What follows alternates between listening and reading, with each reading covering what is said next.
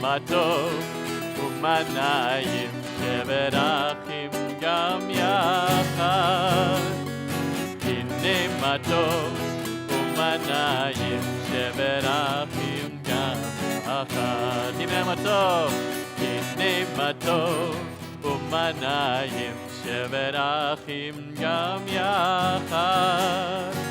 הנה מה טוב ומה נעים, שבת אחים גם יחד. How good it is, how sweet it is, to be together on this day.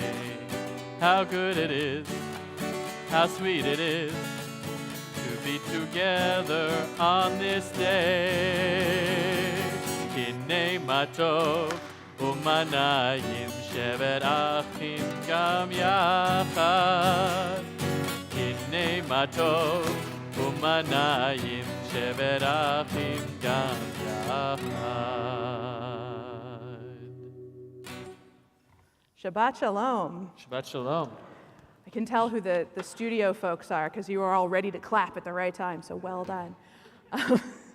It's lovely to see you all here this evening.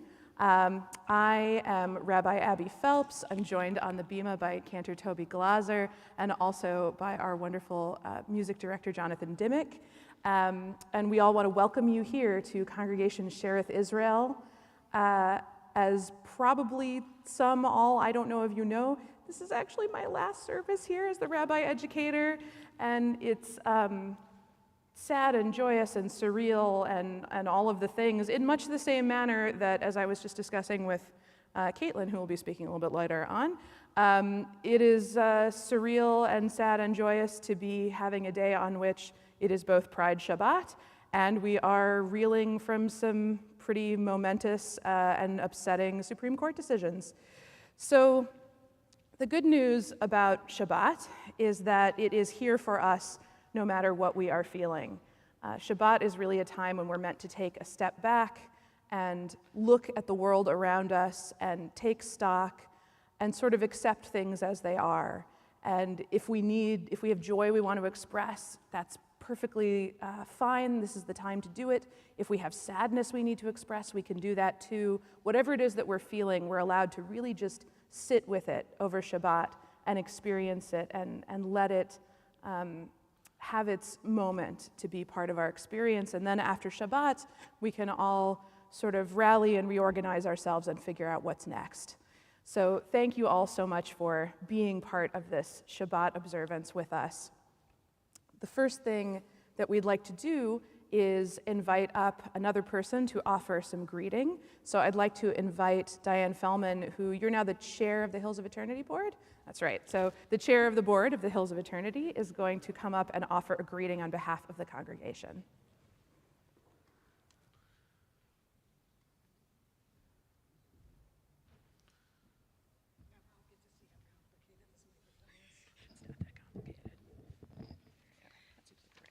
Shabbat Shalom. Shabbat Shalom.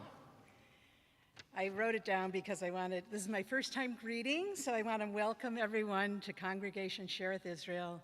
My name is Diane Fellman. I'm married to Alan Mervis, who everyone knows as the door person and the best dressed man in Shereth Israel's congregation.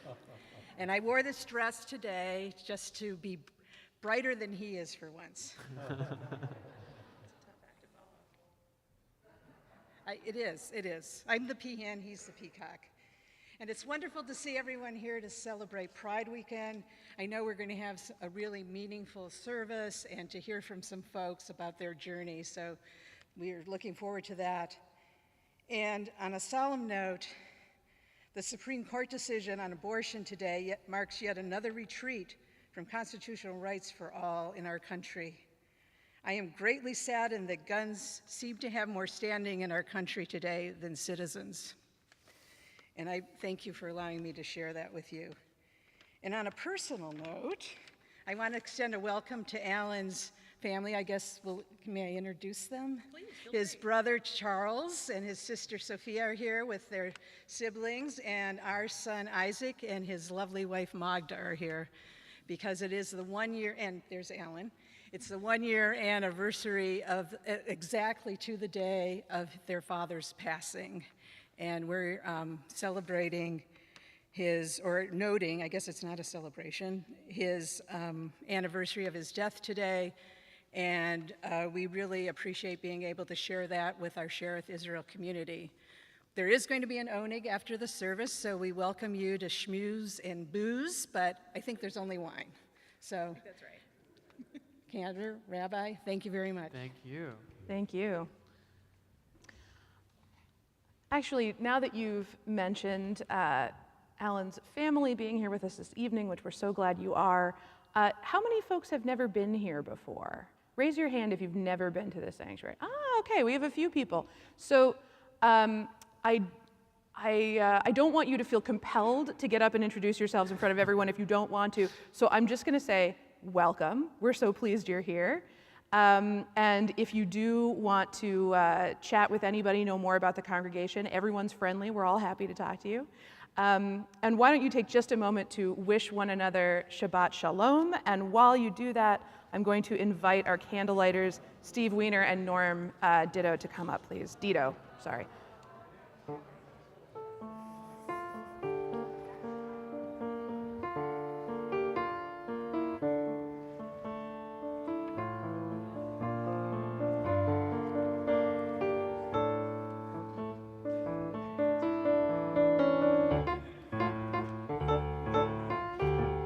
Good Shabbos, how are you? Happy Pride. Really?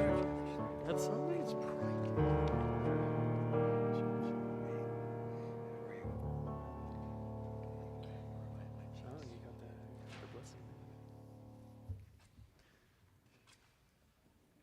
Well done.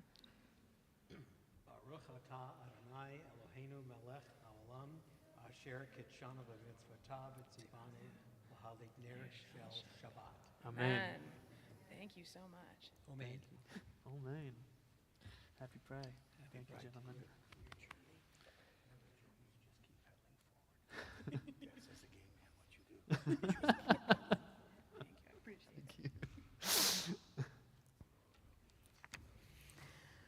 We're going to begin our service now that we have lit our candles. Shabbat is really in this room with us, and we're going to welcome in Shabbat further in the form of our beloved, whom we greet every week with Lecha Dodi. Please join us in singing Lecha Dodi on page 20. Lecha Dodi, לקראת כלה, פני שבת נקבלה. lecha dodi, לקראת כלה, פני שבת נקבלה. שמור וזכור בדיבור אחד, השמיענו אל המיוחד, אדוני אחד ושמו אחד, לשם התפארת ולתהילה. lecha דודי, לקראת כלה, פני שבת נקבלה. lecha דודי, לקראת כלה, פני שבת נקבלה. לקראת שבת לכו ונלכה, כי הם מקור הברכה, מראש מקדם נסוכה, סוף מעשה במחשבה תחילה. lecha דודי, לקראת כלה, פני שבת נקבלה. lecha דודי, לקראת כלה, פני שבת נקבלה. התעוררי, התעוררי, כי באורך קומי אורי, אורי, אורי, שדברי, כבוד אדוני אלייך נגלה. lecha דודי, לקראת כלה, פני שבת נקבלה. lecha דודי, לקראת כלה, פני שבת נקבלה. אוי ושלום עטרת בעלה, גם בשמחה ובצהלה, תוך אמוני עם סגולה. בואי חלה, בואי חלה. lecha דודי, לקראת כלה, פני שבת נקבלה. לך דודי, לקראת כלה, פני שבת נקבלה. לך דודי, לקראת כלה, פני שבת נקבלה. לך דודי, לקראת כלה, פני שבת נקבלה. May go ahead and be seated. We're going to have a number of folks come up this evening and share their reflections on what Pride and Pride Shabbat mean to them. Thank you so much, Cantor Glaser, for arranging for all of these wonderful people to come speak. And the first person who we have speaking this evening is Rich Weissman. So if you, there you are. So if you would please come on up and share your reflections with us.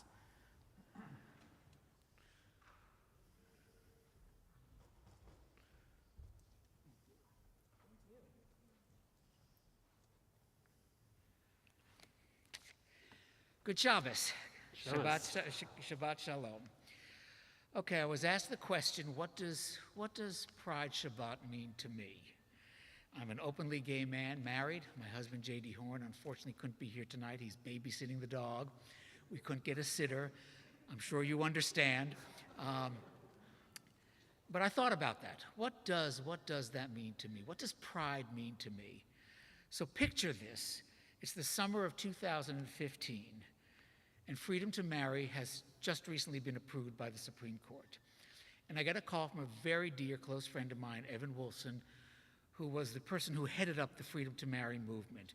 It was his idea initially as his thesis for his law degree from Harvard, that we need to have a freedom to marry movement, that truly represents liberation for LGBTQ people. And he worked on it for 20 years, 30 years. And I worked closely with him on that. And we had just won. The Supreme Court voted in our favor, and Evan said, let's have a party. So we had a party in New York, invited 2,000 people. It was quite the event. It was a large space pre-COVID. And to our surprise, the vice president showed up, Vice President Biden. And we were standing in this massive room, and JD and I were fortunate. We had front seats right there in front of the vice president. He spoke eloquently. He then walked off the stage and walked up to us and said, I just want to thank you for making this happen. I said, thank me? I'm just a activist volunteer. You're the one who made this happen. And truly he was. He said, no, it's activists, it's volunteers, it's people like you who make things happen in America. And I wanted to thank you. And I thought at that moment, goodness, back in 1970s, early 70s, I was an NYU student living in the Village down the block from Stonewall. It was illegal to be gay then. We could be arrested. It was considered by the American Psychiatric Association in their Diagnostic and Statistical Manual, which I studied at the time, it was a psychiatric disorder, and one couldn't indeed be institutionalized for it. And the pride marches back then weren't marches. They were rallies. They were angry. They were demonstrations. We wanted to be recognized, And as I heard Biden speak that night, I thought about the journey since then and thought, my goodness, what does pride mean to me? It means being visible, being authentic, having the Vice President of the United States speak on our behalf. And since then, I've done a lot of work in the LGBTQ community, and indeed working right now on the Will Rollins campaign in the Palm Springs area. We've been redistricted, and we are now running against the most vile congressperson, Ken Calvert, who was just endorsed by Trump last month. Hateful man, hates the LGBTQ community. And Will Rollins is running against him. He's an openly gay man, incredible partner. And the Department of Justice had been working in the Department of Justice prosecuting the January 6th insurrectionists. And I've been working closely with Will. And I thought how far we've come. And then I got a call 2 weeks ago that the LGBTQ a congressional caucus is coming to town, to Palm Springs in September, for a weekend conference, and they'd like to have a dinner at my house that Saturday night. And would I host this event? I said, sure. These are going to be all the Congress people, both in Congress and in the Senate. There are 2 in the Senate, who are openly LGBTQ. And I'll be having them over for dinner, as well as their supporters. It's going to be 200 people, but it's okay. It'll be buffet. We'll do fine. And then they said, by the way, Nancy Pelosi will be coming and speaking. That's wonderful. And we're going to do a separate fundraiser just beforehand, and Maxine Waters wants to come to your house and speak. Wow. Would that be okay? And I said, of course that would be okay. And I thought, my goodness, we've come so far. From protesting as an NYU student, demanding my rights, to having the Speaker of the House come to my house and asking if that would be okay to talk about LGBTQ issues. For me, that's what pride is about. No longer afraid, no longer in the background, no longer invisible, but out there and proud of who we are and demanding our rights. And then today came the Supreme Court announcement. And of course, Thomas couldn't help himself, but had to note that marriage equality is next on the agenda. So we've come so far, but here we go again. The difference is we're not afraid anymore. We're not invisible anymore. And we're not going to let the bastards win. Thank you. Shabbat shalom. Thank you so much. Thank you. Thank you, Rich. Beautiful. Thank you for those incredibly inspiring words. We're going to need to harness some of that energy, I fear, going forward, and we'll all do it together, one way or another. Well, now I will invite you all to rise once more. I feel that we have been called to pay attention to everything that this day means so beautifully by Rich, and now we're going to call one another to prayer with the Baruch Hu. So please join us on page 28 in your prayer books. Yai dai dai, yai dai dai dai, yai dai dai dai dai dai dai, yai dai dai, yai dai dai dai, yai dai dai dai dai dai dai, yai dai dai dai dai dai dai,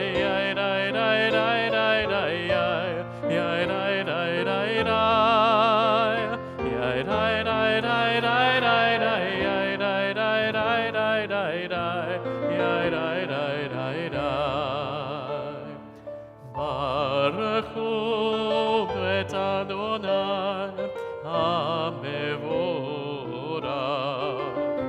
Baruch Adonai hamevorach leolam va'ed. Yai dai dai dai dai dai dai dai, yai dai dai dai dai dai, yai dai dai dai dai.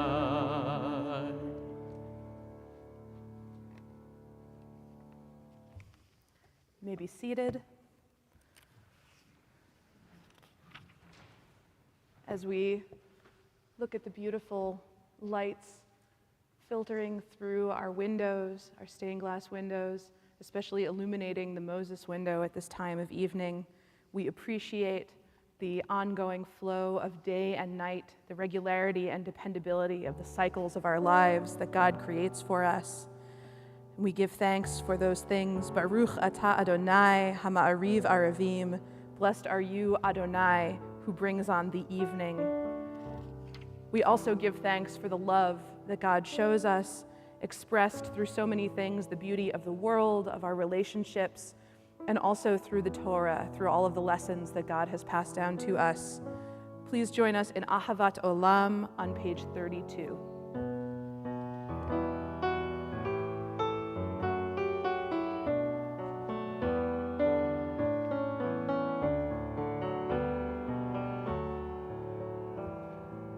Ahavat olam et Yisrael, amcha ahavta, amcha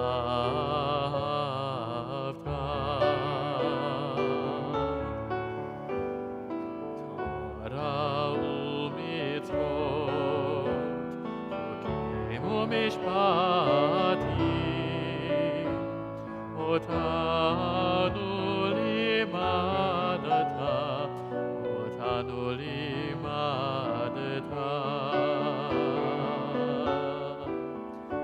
על כן אדוני אלוהינו בשוכבנו ובקומנו נשיח בחוקיך ונשמח בדברי תורתך ובמצוותיך לעולם ועד. כי הם חיינו ויורך ימינו ובהם נגי יומם ולילה, נגי יומם ולילה.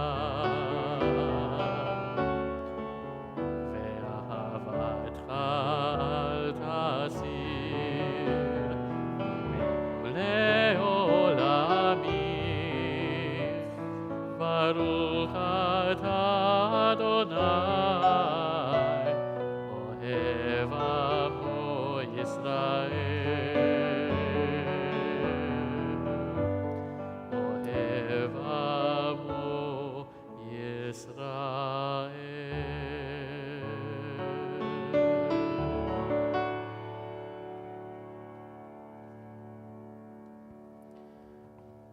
I'd like to invite our next two speakers to join us on the bima, Nancy Igdaloff and Monica Levin, if you would please come up and share your reflections with us. Nice flag. It's not a competition. All flags are valid. I knew you meant it. So, I began celebrating Pride in 1976 when I marched in the parade with the nascent congregation Shahar Zahav. There were about 13 of us at the time. This was just the second year of the parade with an amazing turnout of 120,000 people. We walked up Market Street and then celebrated in Golden Gate Park. And to my surprise, but not really, I ran into my brother, which was a watershed moment for both of us. More of that story in another setting. It was an amazing experience in those days of Pride and the gay rights movement to be able to feel free and know that there was a community that stood together and validated our love and identity. On that day, we could share our lives with the world. Not something that was easy to do back then. Since then, of course, Pride has grown tremendously. For several years thereafter, I continued to march with the congregation. It was such a joyous feeling, the one time of the year when there was pure glee for each of us and our entire community. And that is the feeling every year for me during Pride, as we can now openly show our love for our partners and friends. And for Monica and me, we can now feel that our lives and love are accepted, validated, and respected. Can I stand here and move this? Sure, please. Oh, you can hear me without a microphone. Shabbat shalom. Shabbat See, I don't shalom. need that. I take great pride in telling people that Nancy and I are together since 1981, going on 42 years now. She has nerves of steel, titanium. We met in Los Angeles and moved to San Francisco 6 months later. We're the envy of all our gay and straight friends. We became domestic partners in 2003 when California's Secretary of State began issuing such commemorations. And we got married in 2013 at City Hall when the Supreme Court, a much more enlightened one, finally caught up with us. We were longtime members of Shahar Zahav, but started shul shopping about 10 years ago when we wanted to be part of a more diverse congregation. Rabbi Larry, of blessed memory, was warm and welcoming, as were all the congregants and staff we met. Scott Weiner, our supervisor at the time, spoke at a CSI dinner we attended at a congregant's home a few months before our wedding, and I exclaimed to Nancy, "Let's ask God if he'll marry us. He's gay, Jewish, and our supervisor. Perfect." He was delighted and said it was the favorite part of his job. We got married on the Tuesday after Thanksgiving when the board was not in session, and Scott secured the beautiful wood-paneled room for us and our guests. It was much nicer than having the ceremony in an available corner of City Hall, and there weren't many in those busy early days of same-sex marriage. Scott signed our marriage certificate at what had been Harvey Milk's desk, and he shared some history with us. It was an indelible day. Right? My parents, who lived in New York and Connecticut, said all they ever wanted was for their children to be happy. My mother declared, "Nancy's a nice Jewish girl from Bel Air. Her brother's a doctor, her sister's a doctor, she's a banker. Who could ask for anything more?" Not me. I'm grateful for my parents' open-mindedness. That love is love. They were blissfully married for 72 years and said that we have what they have. We're getting there. Living in San Francisco makes being our natural selves so easy. We don't have to hide our relationship, deal with culture war issues like Florida's Don't Say Gay law, and banning children's books about male penguins raising a chick together. We're open, proud of who we are and what we have. Cause for celebration during Gay Pride Month and all the time. L'chaim. Thank you so much. Beautiful words. Thank you. Shabbat shalom. Thank you so much. It's such a treat to get to hear all the stories of members of our community. I'm excited for the ones that we still have yet to hear. Now, I'm going to share a little interesting piece of information because as a rabbi educator, I can't help myself. Normally, we would still be standing at this point in the service. And the reason we do that is actually strategic because on the one hand, it has been for many years in many but not all Reform communities, the minhag, the custom to be standing for the Shema. On the other hand, that's not the sort of original traditional custom. The traditional custom, at least per the Talmud, is that you should be doing whatever you were doing before you started saying the Shema. So if you were sitting, you should stay that way, and if you are standing, you should stay that way. So we sort of split the difference by having everybody stand all the way from Baruch so that we're all coincidentally still standing for the Shema. Now, since we're not coincidentally still standing for the Shema, I would say, if you would like to stand for the Shema, please do. And if you would not, stay seated. Either one is perfectly fine. But please do join us for the Shema, which you can find in your prayer books on page 34.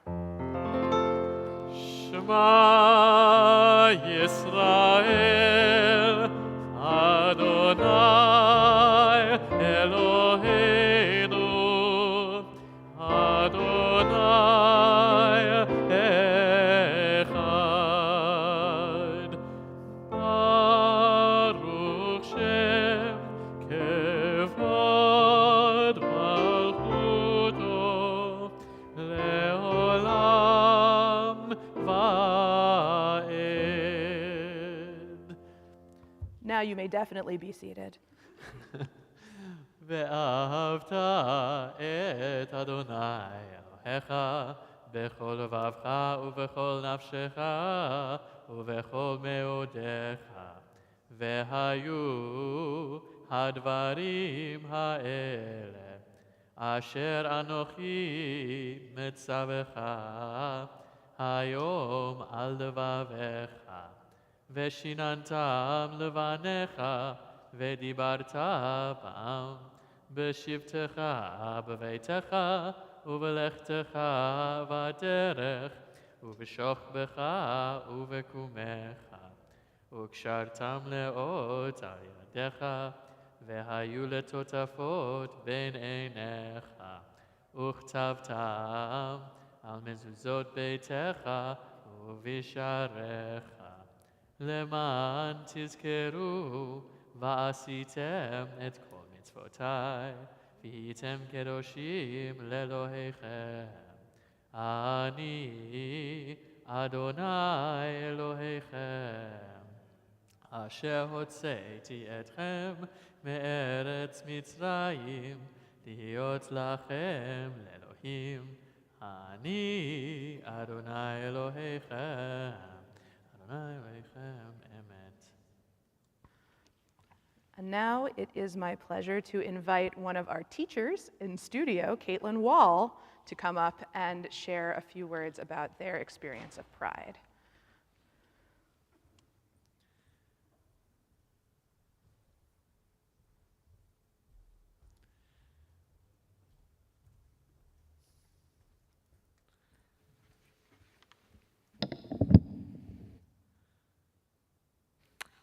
Good evening and Shabbat Shalom. Shabbat Shalom. Y'all will have to forgive me. I'm going to be using my phone because I just wrote this today and it's kind of a poem, so I want to do it justice. My name is Caitlin. I am a non-binary, pansexual, polyamorous Jewish person.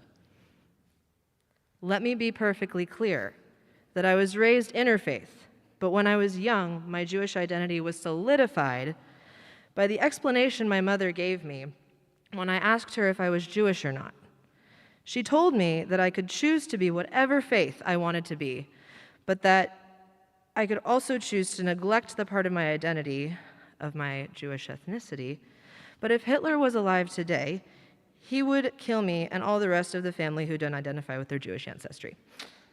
An exceedingly impactful and sort of traumatic thing to tell a young child. And yet, I understood what she meant. Let me be perfectly clear that my coming out story is rather uninteresting. It can be explained in a few words. I walked into my mother's office, I proclaimed I was bisexual, and she didn't even look up from her work. She said, "Whoever you love needs to treat you right," and let me be perfectly clear that I hold everyone to that standard. And let me be clear that when my turfy lesbian aunts on my father's side told me that I couldn't be bi, but had to either be a tragically confused heterosexual person or hadn't settled into being a real lesbian, I knew when I returned home, I would be around kin, some of whom here at Shereth Israel, who wouldn't gaslight me into disbelieving my own truth. Let me be perfectly clear that as a young child, I knew my brain was not a normal girl, mind with normal thoughts and feelings. I didn't yet have language. I hadn't yet learned until I was an adult to understand the experience I'd been having my whole life. Let me be clear, I have known I was non-binary for at least the last decade of my life, but it has felt like a special secret I could share with loved ones, some of whom are sitting in this room. Thank you for seeing me as my true self, even when I wasn't ready to share it with the world yet. Let me be perfectly clear that it is harder for me as someone who is assigned female at birth, AFAB, with long hair, to present outwardly as non-binary because of how the people in the world are conditioned to see people who look like me. I use they, them pronouns, and I promise I will be gracious with your use of other words. But I ask you work to remember not just my pronouns, but those of other non-binary humans in your life. It's hard to be an other in a community that is already othered. Let me be perfectly clear that growing up in this community in San Francisco, I have been instilled with many values, including the importance of community health and the awareness, and to have awareness of the impact one's actions have on those around them. So when I told my mother I'm a human who has the capacity and preference to love more than one human, I assured her that I live my life according to the values she has taught me. Lots of prevention and regular checkups. Let me be clear that being a pansexual polyamorous person is a challenge in this world. But my relationships bring me joy, and that joy is precious. Let me be clear, I come from a different kind of family, and I believe being a human who loves other humans in this world is a curious and dynamic experience. Let me be perfectly clear that being queer and Jewish means I am an outsider within an already othered group, but not in Sherith, at least not in the Sherith Israel that I am working to create through the Inclusion Committee and through working with Studio, some of the youth who are here tonight. Thank you for being here, and thank you for treating each other with the love and respect I hope you always feel here in the Sherith Israel community. Let me be perfectly clear that I wonder sometimes about getting my ID changed, especially when I think about traveling. I, as a woman-passing person, get stared at and admired like the object I wasn't raised to be, like the object the Supreme Court has decided we are, those of us with uteruses, not all of whom are women. It's been a rough day, and I am deeply disappointed. Let me be perfectly clear that being a white passing person allows me to go unnoticed in spaces where people of color are targeted, and I use the privileges that I have to elevate the youth that I work with and to support them because that's what being a queer Jewish person means to me. Let me be perfectly clear that I will continue to fight for equality, but that means helping those around me understand that our fight is an intersectional one. And it will take some willingness to experience growing pains and engaging with the Jewish value of being lifelong learners to get us all on the same page. Shabbat shalom. Shabbat shalom.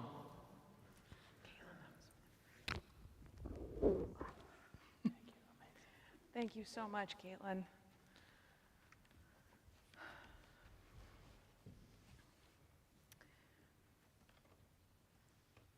We're going to take a moment now to reflect through song and prayer on God's greatness, on that incredible storied moment from our history when we stood on the steps of the sea and the sea was parted, the Sea of Reeds was parted to allow us to cross safely on dry land into the freedom that is ours to inherit and ours, of course, to continue to fight for as we move forward. So please join us in Micha Mocha on page 40.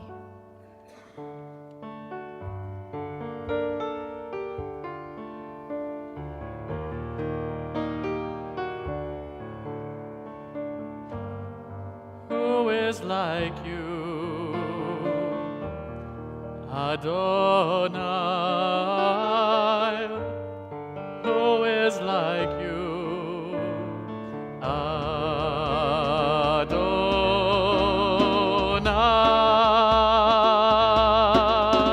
Mi chamocha ba'elim Adonai, mi kamocha nehedar b'kodesh. Nora tehilo dosifele, nora tehilo osifele. Who is like you, Adonai? Who is like you,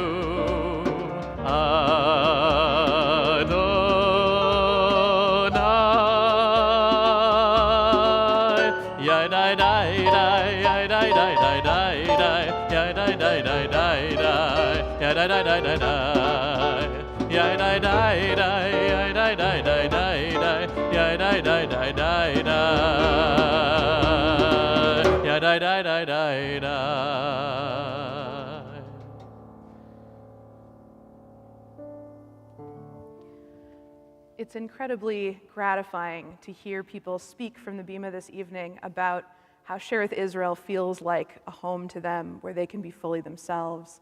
I feel the same way. I love being in this space and I love being among you. But even when one of us is not in this space, even if we have to go far away to some place that gets real winters, or even if we have to go to any number of places in the world, we can still remember and take solace in the fact that God is always there with us, and that God at all times endeavors to extend over us a sukkah of shalom, a shelter of peace to protect us.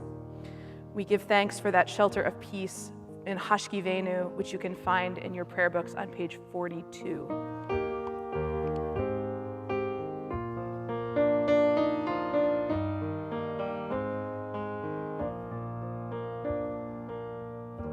השכיבנו אדוני, אלוהינו לשלום, לשלום. והעמידנו, שומרנו לחיים, לחיים. ופרוס עלינו סוכת שלומך, ופרוס עלינו סוכת שלומך. סוכת שלום, סוכת שלום, סוכת שלום עלינו, עלינו. As I lay me down, may I feel peace all around, sheltered beneath your wings. May I feel safe and protected until a new day begins. Hashkivenu Adonai, Eloheinu l'shalom, l'shalom. Ve'hamidenu, shamrenu l'chaim, l'chaim. Ufrokat shalom, sukat shalom, sukat shalom aleinu, aleinu,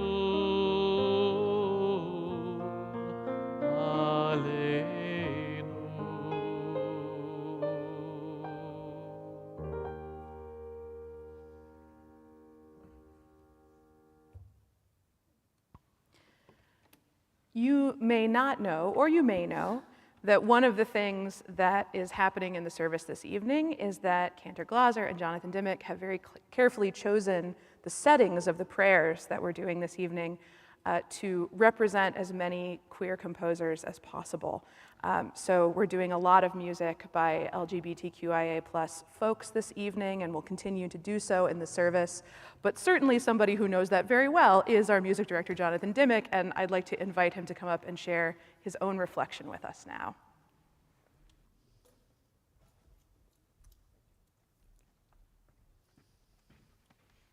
I think this is the first time I've done this up here. So, Shabbat Shalom. Shabbat shalom. Shabbat Shalom. Oh, it works, doesn't it? Isn't that fun? So this is, I'm coming up on almost exactly on 16 years that I've been in this synagogue.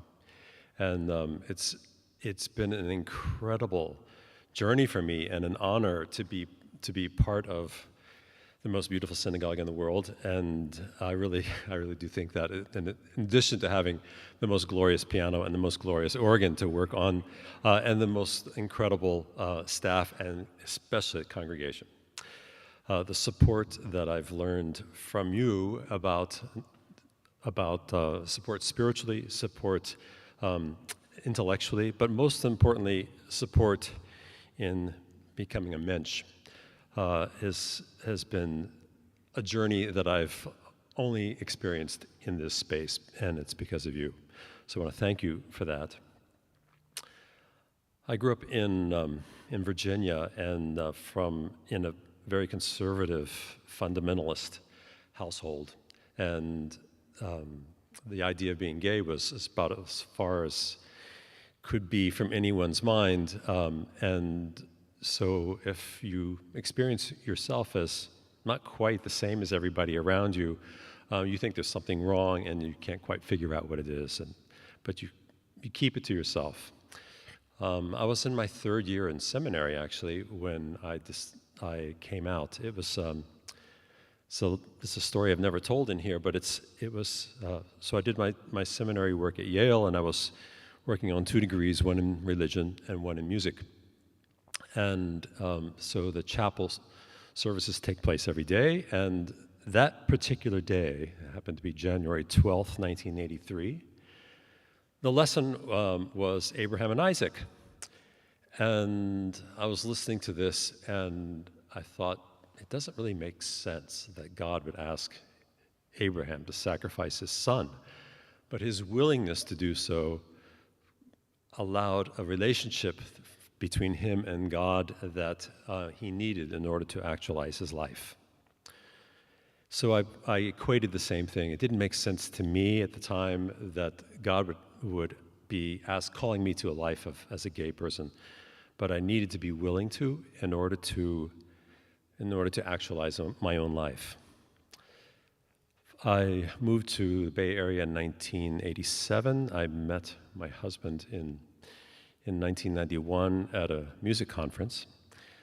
He moved here in 92 and started working at Temple Sinai in Oakland as music director, where he's been all this time, some 30 years, and almost 30 years. And in 2013, I remember I was getting a massage, and my masseur said to me, "Are you guys going to get married?" And I said, "Oh no, I don't need the state to tell me that my relationship is valid, and I'm not interested at all." And he said, "Okay, well, have you been down to City Hall to see what's going on?" And I said, "No." And he said, this was an exact quote. He said, "You should go down there. The metaphysical light coming from the building is palpable." And I thought, wow, I could be part of that. So we did get married at City Hall, right in front of the statue of Harvey Milk, which was actually quite profound for me, for both of us. Fast forward, I wanted to tell you a story about something that happened this past week. I got a text message from my brother who lives in Baltimore, and he sent me a clip from the Baltimore Sun, and it was a story that took place about 3 blocks from where he lives. 3 houses were burned down because they were displaying pride flags in Baltimore, and actually one of the people in one of the houses ended up in intensive care, and I was just so shocked by this story. In a city like Baltimore, a democratic city, you just wouldn't expect it. And it dawned on me, of course, this is what the Jewish world all over the world deals with on a regular basis. This kind of fear and this sense that anything could happen at any time. And so what I feel from the synagogue in relation to pride is solidarity, and that sense that I'm connected with you. Yes, I feel like I'm an honorary Jew, but I'm connected in more ways than that. It's quite profound to me, and so I just want to end with: take nothing for granted. We never know where our next steps will lead. So I just want to say how grateful I am, and Shabbat Shalom.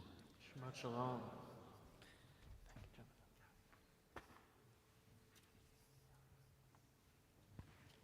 Thank you so much. And Jonathan, I just want to say, for what it's worth, I don't think you need any help being a mensch. I think you're pretty good at that on your own.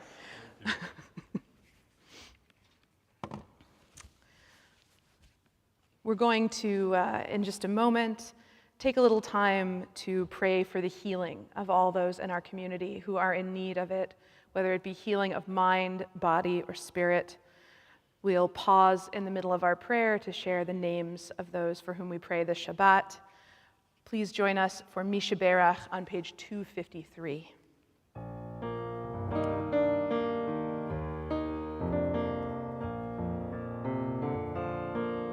Mishaberach Avotenu Mekor HaBracha Le'imotenu the source of strength, who bless the ones before us. Help us find the courage to make our lives a blessing, and let us say, Amen. On this Shabbat, we pray for the healing of Tsur Miriam bat Hana Moshe, Aharon ben Tzvi, Jim Blattner, Bob Fonero, William Kurian, Agnes Rothblatt, Dr. Eric Tabus, and Shell Wolf. To those names, we add any names that you wish to share out loud at this time.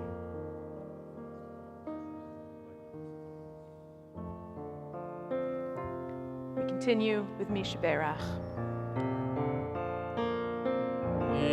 Mishaberach imotenu mekor habracha lavotenu. Bless those in need of healing with refuah shlema, the renewal of body, the renewal of spirit, and let us say, Amen.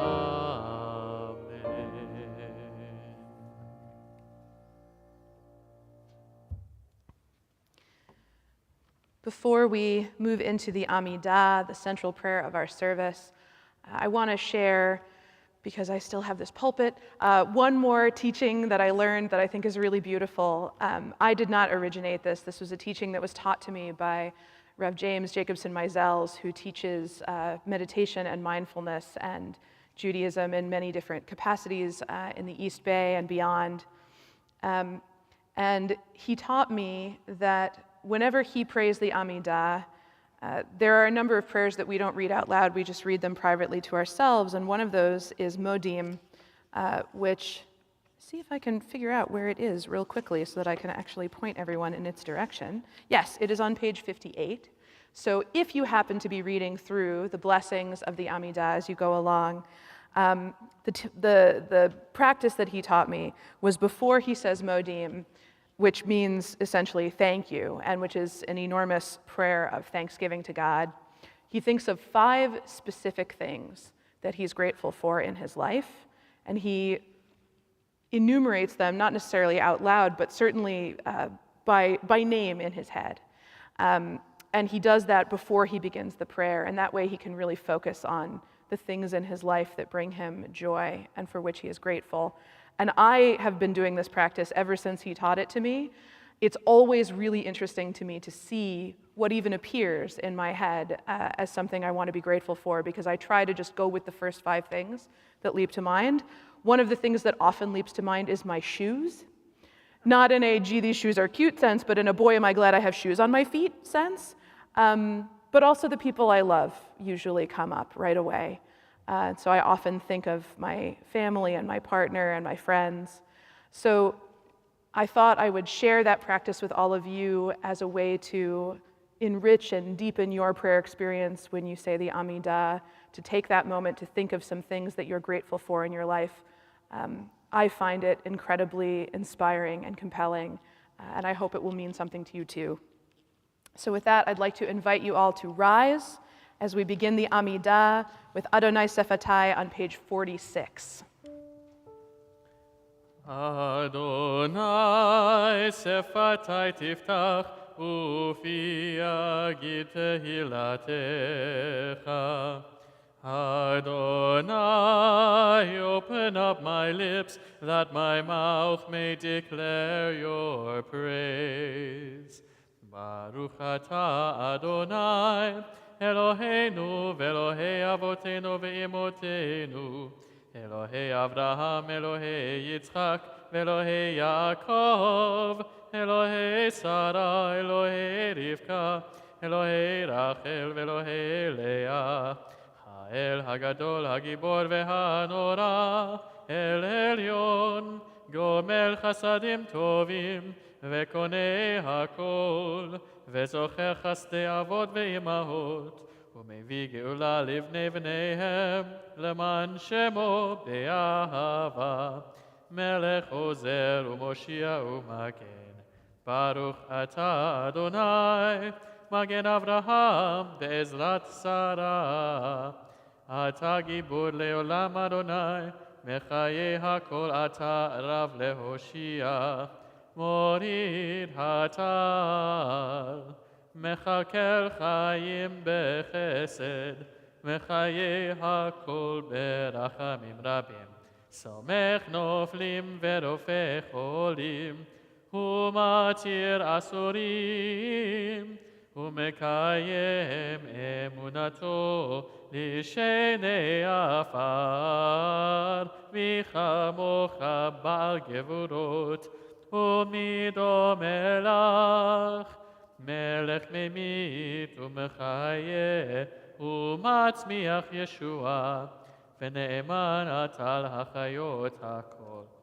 ברוך אתה אדוני, וחיי הכל. אתה קדוש ושמך קדוש, וקדושים בכל יום יהללוך סלה. ברוך אתה אדוני, האל הקדוש.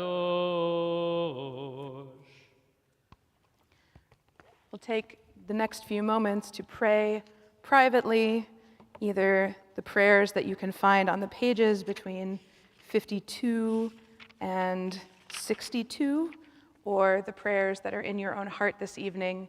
When you have finished your prayers, you may be seated.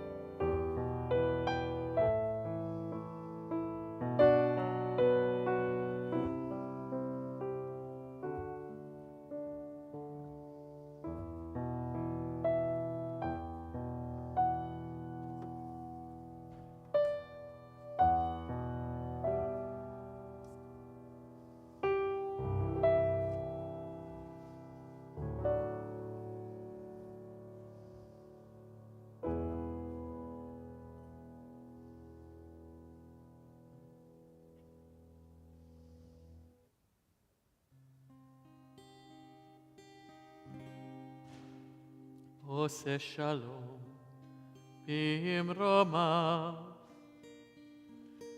הוא יעשה שלום,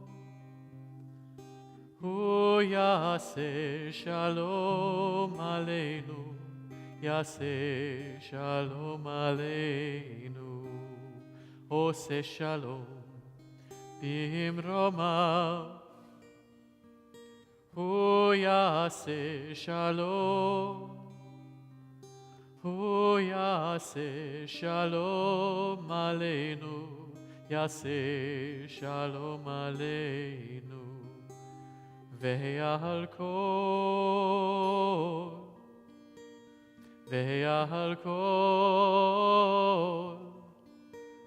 ועל כל ישראל, ועל כל, ועל כל, ועל כל יושבי תבל.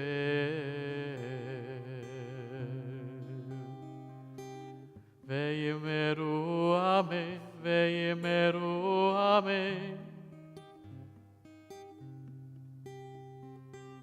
We ask for peace on earth, and we say amen.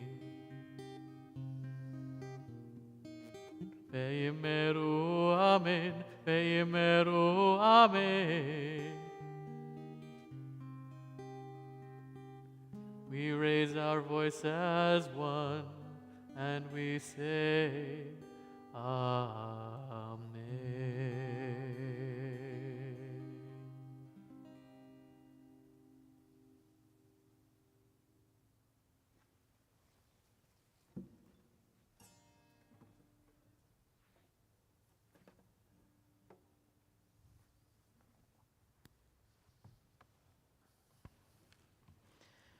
Shabbat Shalom once again. Before I say anything else, I want to thank everyone who has shared their reflections with us this evening. They have all been unique and beautiful and incredibly moving and brave, and thank you so much for sharing them with us. And also, of course, thank you to Cantor Glaser and Jonathan Dimmick for building so much beauty into this Pride Shabbat. It is a shame that our joy on this Shabbat is dampened somewhat by the latest Supreme Court rulings, both on guns and on abortion. If you're anything like me, both of those rulings have made you feel less safe. As I walk around in the world now, I feel less security in my own bodily integrity and in my own ability to choose my destiny. And of course, both of these rulings are going to take quite a bit of time to fully play out. We don't entirely understand what the consequences will be yet. We don't know what subsequent cases will be brought, what challenges will be brought to legislation. All of this is going to take time to unfold. And of course, as Rich mentioned, we also know that we have other rights now under threat. Justice Thomas was pretty clear about his agenda, about the cases that he would wish to overturn if he could. So we know that whatever else is true, we have a lot of work to do going forward. And we will have to support one another to the best of our ability in doing that work. But I want to say, in the midst of all these things that are murky and confusing, and in the midst of issues that are genuinely challenging, whatever else is true, abortion is something about which reasonable people can have mixed opinions and mixed feelings. All of that being true, there is one thing that is very clear that I think people in this congregation probably know, but I just want to make sure that everybody feels secure in this. The thing that is very clear is that access to abortion is a matter of religious freedom for us as Jews. And that's something we're going to need to keep emphasizing and re-emphasizing going forward. Because that's not the usual religious narrative in this country, but it is a deep religious principle for us. The Jewish position on abortion is complicated, and it varies greatly across movements and communities and individuals.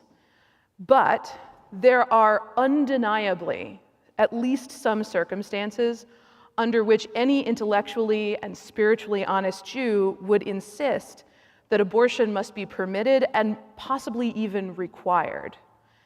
There are a couple of cornerstone halachic Jewish legal texts that address this matter.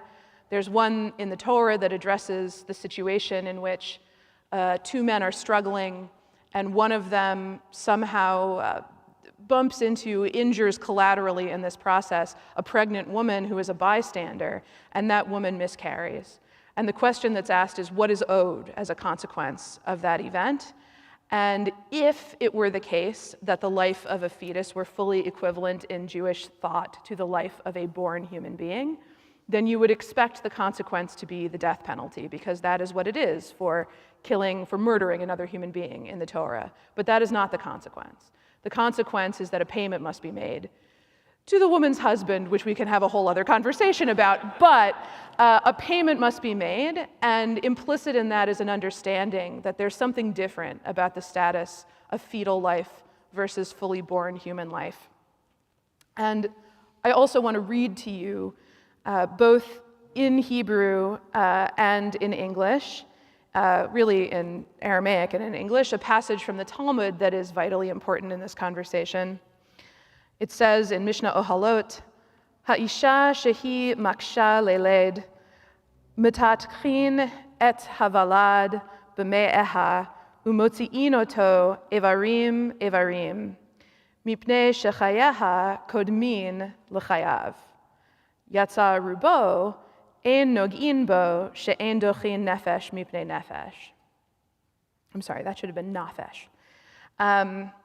And what that means is, if a woman is having difficulty giving birth, then they cut up the child in her womb and bring it forth limb by limb, because her life comes before the life of the child. But if the greater part of the child has come out, one may not touch it, for one may not set aside one's soul for another. And this passage, in addition to being quite graphic and quite clear in what it instructs, also has been understood to mean that in order to count as a full nefesh, a fully realized human soul, a person must be born. And once all or most of a person is born, that person has the same status as any other human being in the world. But before that time, their humanity is not understood to be fully realized in quite the same way. And this is why, among many other people who have been writing on this topic lately, a gentleman I found named Ephraim Sherman, who is a nurse practitioner and also an Orthodox Jew, recently wrote in an article for the Jewish Telegraphic Agency, "It is nearly impossible to create a law that limits abortion and does not put a secular legal ban on some halachically permissible abortions." So he concludes that Orthodox Jews need to begin organizing to defend the right to reproductive choice. And I think it's all the clearer that this is true of us as Reform Jews. We have not just halakha to look to instruct us on these matters, we also have Jewish values, because of course the project of Reform Judaism is to try to identify the fundamental values that undergird our halachic system, our legal system, and to try to live those values to the best of our ability while continually evaluating the rituals and the legal pieces in order to determine whether we need to help them evolve along with us or whether we need to leave them intact. So for us, we can talk about these halachic precedents, and we can also talk about values like shalom bayit, the value of peace in the home, which is vitally important in Judaism. In fact, I think I'm right about this. My understanding is that shalom bayit is essentially the reason that we say the blessing we do for the Shabbat candles. Because you'll notice in that blessing, we say the traditional formula for something that has been commanded. We say that God has hallowed us with mitzvot and commanded us to light the Shabbat candles. But if you go looking in the Torah, you will find that God does not command us anywhere to light Shabbat candles. In fact, the vast majority of the things that are considered to be halakha, legally binding about Shabbat, are not in the Torah, and there's a very famous line in the Talmud that essentially says that the practices of Shabbat are this, I'm going to paraphrase this poorly, but this enormous set of practices that are dangling by a string, and the string is the very small set of mentions in the Torah about what we should and should not do on Shabbat. This is not to invalidate any of those things, but just to say, the reason, as I understand it, that we have decided it's so vital that we always light these candles on Shabbat is because once it is Shabbat, we cannot light any candles, and we don't want people to trip and hurt themselves in their homes. So we command everybody to light these candles on Friday before it gets dark so that everyone will be safe in their homes at night. And that level of compulsion that value exerts on our Shabbat behavior, it also exerts on the rest of our lives. So the idea that we need to preserve safety, security, peace in the home is a core Jewish value and often has bearing on questions of reproductive choice. So does the principle of shmirat haguf, of taking care of our bodies. So does the principle of kavod habriot, of having respect for all human beings. And of course, pikuach nefesh, of preserving lives, because there are always multiple lives in the balance when reproductive choices are being made. And I also want to mention the value of rachamim, of compassion, something that I strive to approach all people with. And I know that our late Rabbi Wiener, Zichrono Livracha, also believed powerfully in the importance of rachamim as part of how we consider how to approach people and even how to approach the question of abortion. If you Google his name or search for in your search engine of choice, his name and abortion, you will actually be able to find, as I did, an article that he wrote in the 70s, I believe, responding to the question of what Jewish approaches to abortion should be. And I'd like to quote something he said in that article. "Certainly we, as Jews, have always held life to be sacred. Yet on the question of abortion, we often come face to face with an awesome, frequently tragic conflict of values. Which is the greater tragedy?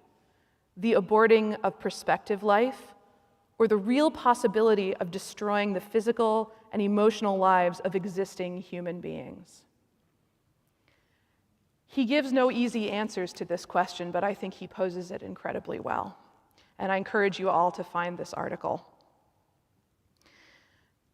Now, as we contemplate the work that's ahead of us to safeguard our religious freedoms, our reproductive rights, our civil rights, I think, as usual, this week's Parsha is also instructive.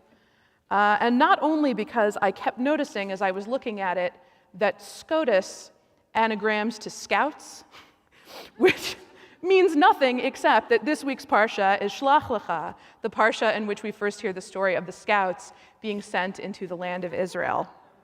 It kept jumping out at me.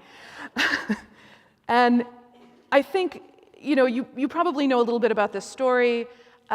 Essentially, Moses sends a number of scouts into the land of Israel to determine what the land is like, what its inhabitants are like, and to bring back a report to the people. And they return with a report that the land is beautiful and nourishing and flowing with milk and honey and all of the things God promised.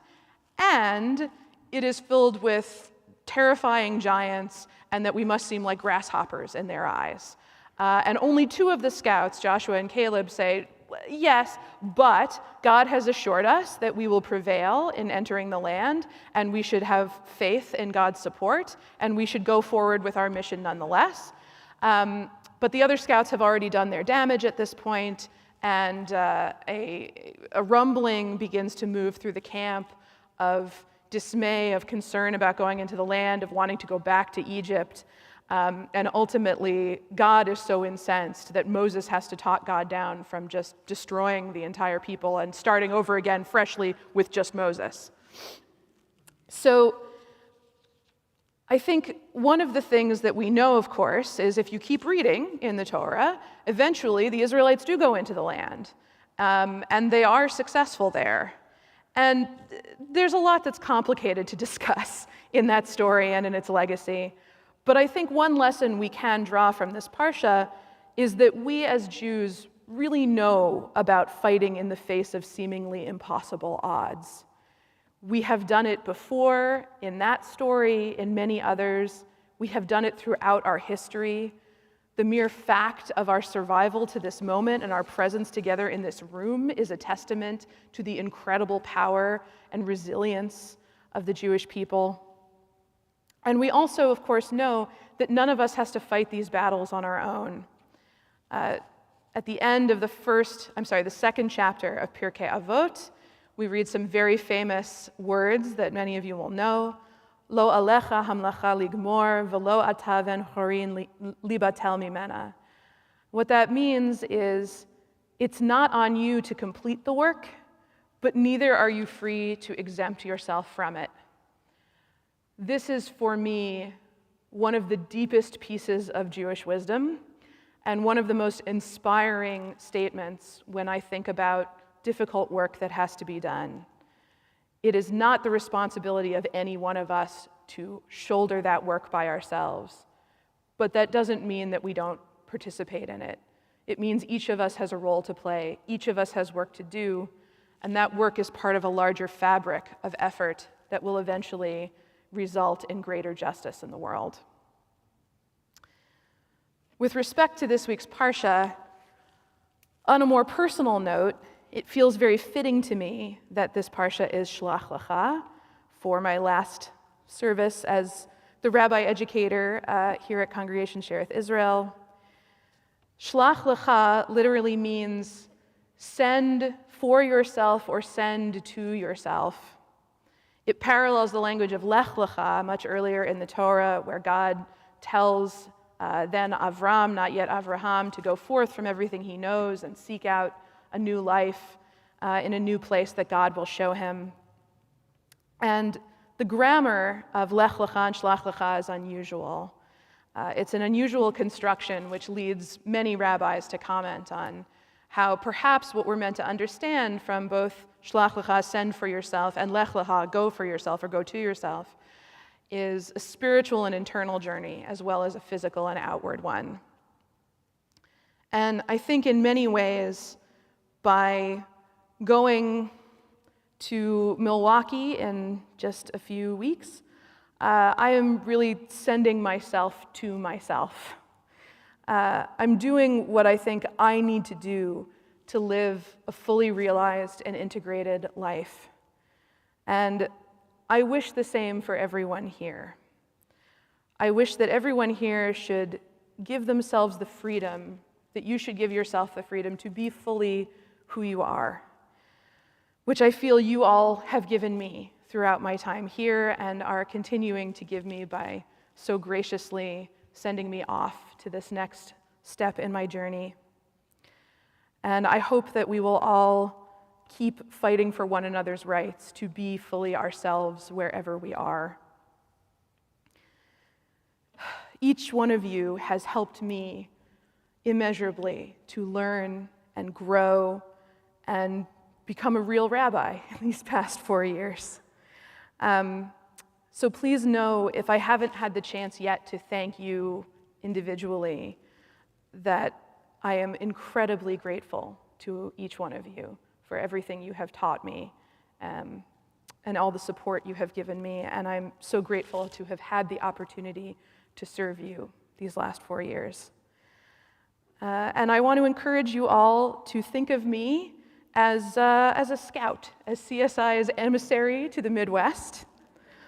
I'm going to do my best to carry on this community's sacred work of building compassion and justice through Jewish living and learning.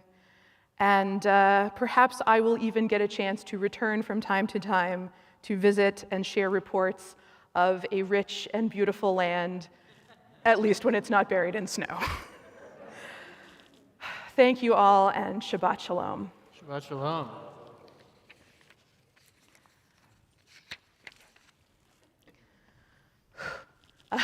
We're going to take a moment now to recognize simchas in this community, joyous events. And no matter how difficult the news is or the events of our lives, we can be grateful that there are always things to celebrate. I personally, on this Shabbat, am celebrating the fact that I took my car into a shop and the nice man there said that I will probably not end up stuck on the side of the road when I drive to Milwaukee. So that is an enormous relief. So that's my simcha for this Shabbat. But does anyone else have a simcha, a joyous occasion that they want to share? Please, go ahead. Oh, happy birthday, Ruth. It's Ruth's birthday on Sunday. I hope you have a good one. Anybody else have a... Oh, yes, Caitlin, please. Is it?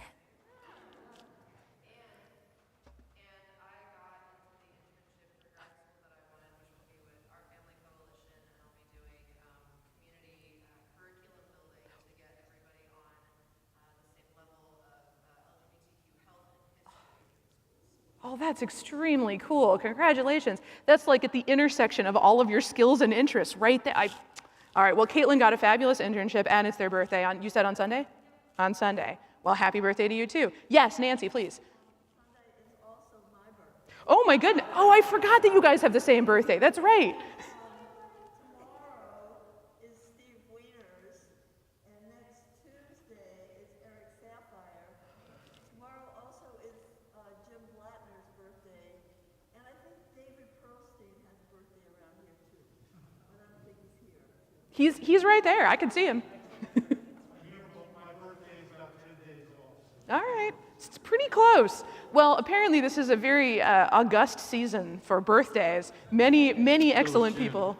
Oh, I see what you did there. Well, sorry.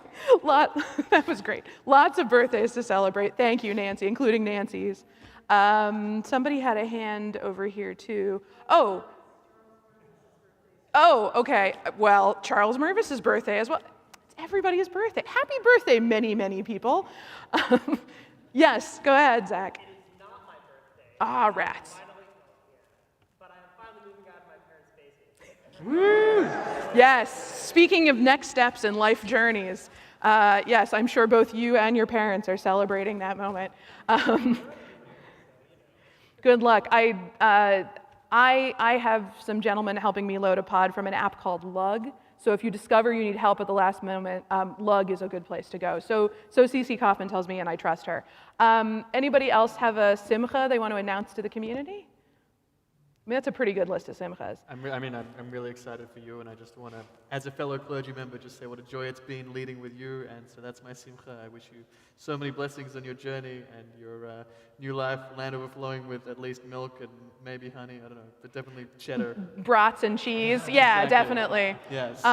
Thank you. It has been a total pleasure getting to know you and work with you and lead these services with you, and I'll keep keeping an eye on getting to watch as you continue to grow and evolve, and I'll be doing the same in some other capacity. But thank you so much. Well, in honor of all of these simchas, I'd like to invite everyone to please rise and join together in the Shehechianu, which, if you need, you can find on page 344. Baruch atah Adonai Eloheinu melech haolam, shehechianu v'kiyamanu והגיענו לזמן הזה. Amen.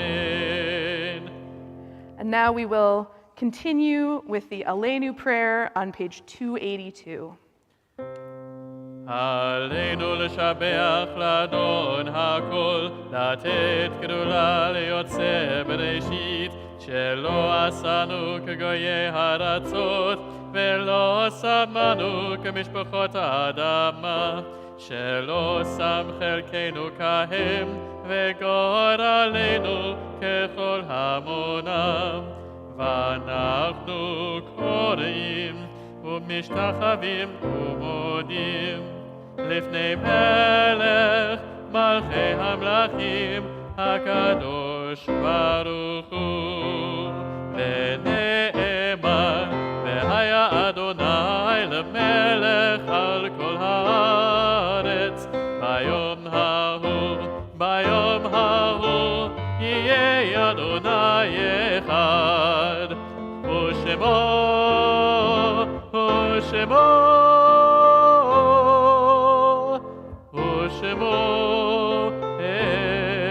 אחד. Please be seated.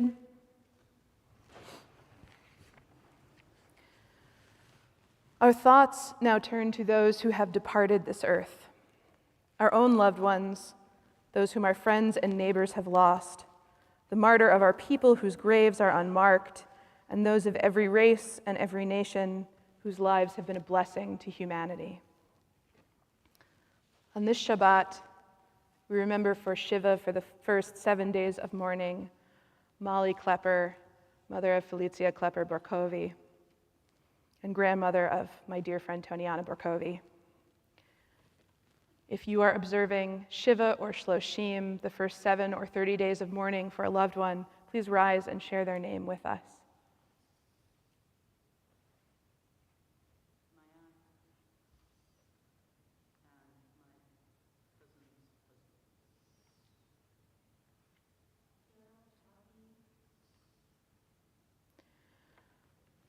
And of course, we continue to remember in this first year of mourning our Rabbi Emeritus, Marty Weiner.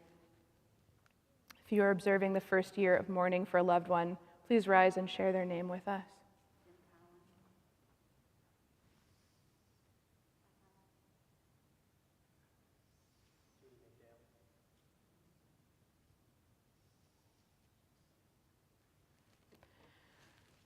The perpetual memorials in our community are Ingrid Apter, Shoshana Chana Asher, Judy Migdale, Leon Mervis, Joseph Sattler, and Harold Weiss.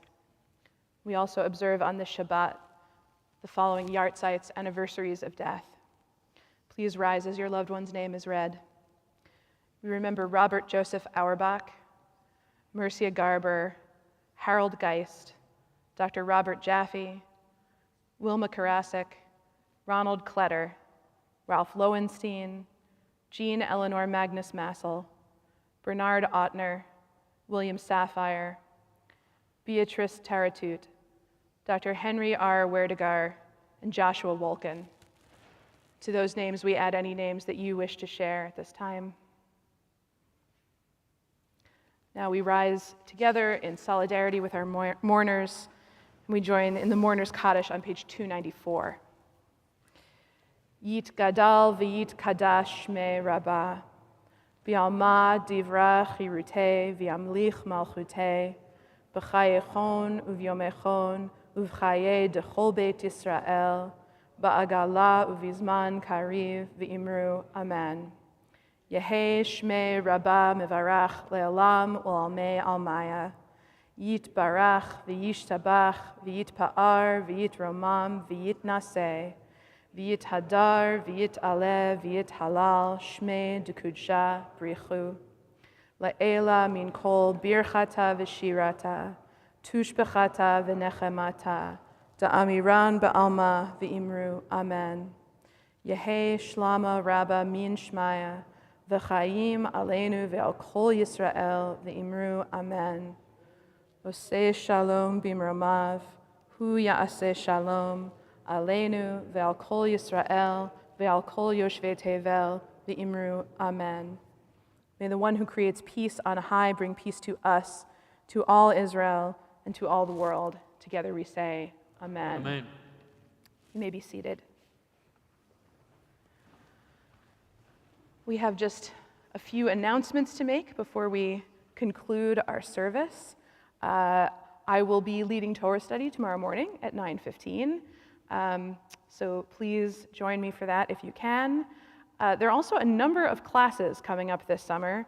Ooh, and I don't think I have the card that tells me exactly when they're happening. Oh, okay.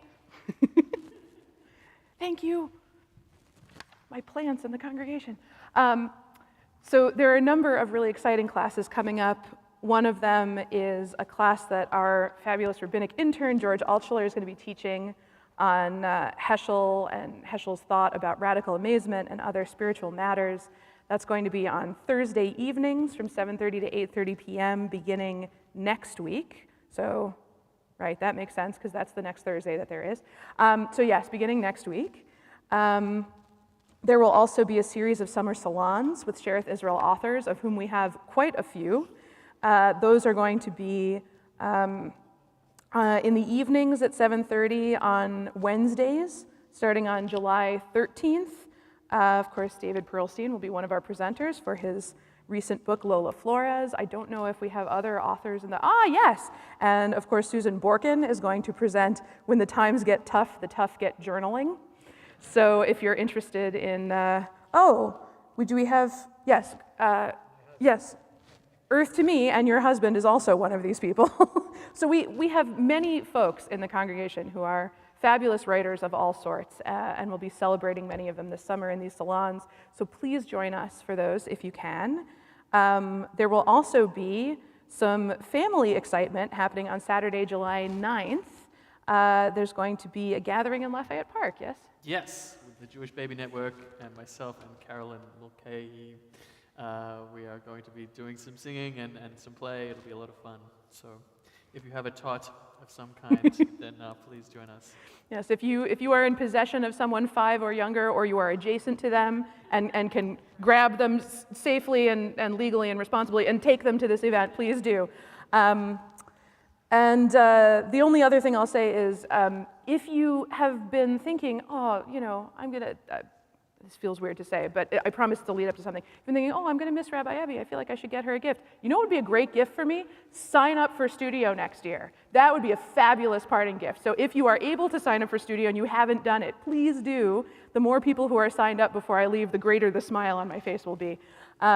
We're really excited for our new educator, Jonathan Emanuel, who's going to be fabulous. And he and our youth director, Natalie Cannell, are going to continue to lead Studio as the innovative learning experience that it is. So please join us for that. Is there anything else you'd like to announce? No, I don't think so.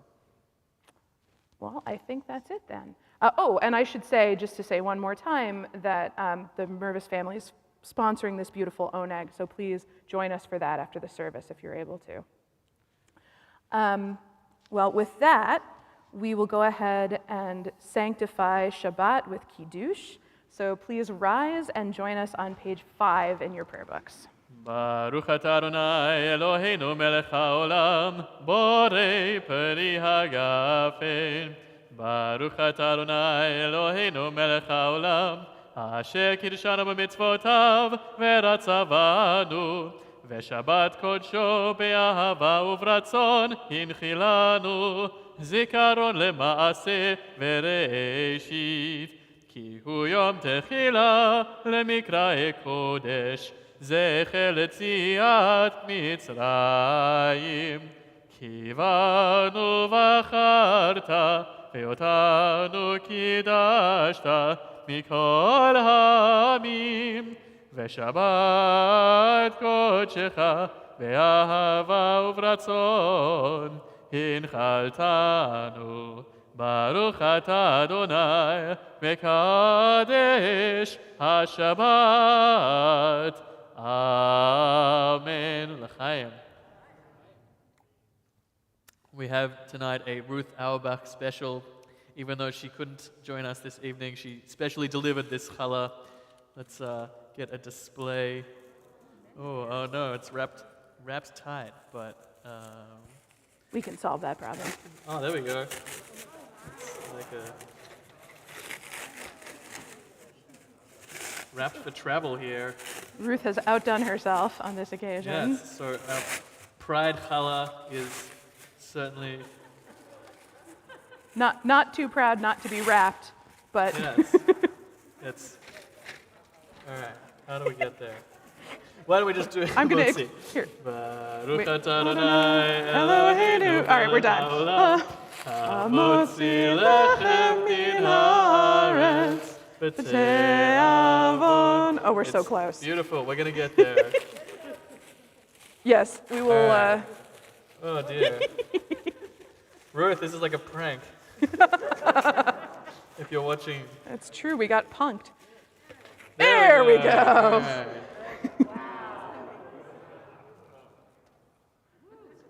Isn't that Excellent. fabulous? Oh my God. So beautiful. We will bring it out to the oneg so you can, at your COVID risk, have some Yes, challah. now that the clergy have had their hands all over it. Oh, it would help if I said the bracha first. Did we do the bracha? I don't. Did we? We did. I've lost my mind. All right, excellent. Well, we're going to go ahead and conclude our service with another prayer for peace. Rabbi Graf, who I hope is having a wonderful time at the moment, and who I also thank for everything she has given me in these past 4 years. She has said often from this bima that one of the few things we're allowed to ask for on Shabbat is peace, because it's never the wrong time to ask for peace. 353. Ah, got it. So we're going to join together now in Od Yavo Shalom Aleinu, may peace come to us again. You can find that on page 353. Od yavo shalom aleinu, od yavo shalom aleinu, od yavo shalom aleinu ve'al kulam. Od yavo shalom aleinu, od yavo shalom aleinu, od yavo shalom aleinu ve'al kulam. כולם. סלאם עלינו ועל כל העולם. סלאם, סלאם, סלאם עלינו ועל כל העולם. סלאם, סלאם. עוד יבוא שלום עלינו, עוד יבוא שלום עלינו, עוד יבוא שלום עלינו ועל כולם. עוד יבוא שלום עלינו, עוד יבוא שלום עלינו, עוד יבוא שלום עלינו ועל כולם. סלאם עלינו ועל כל העולם. סלאם, סלאם, סלאם עלינו ועל כל העולם. סלאם, סלאם. עוד יבוא שלום עלינו, עוד יבוא שלום עלינו, עוד יבוא שלום עלינו ועל כולם. Shabbat Shalom. Shabbat Shalom, happy Pride. Happy Pride.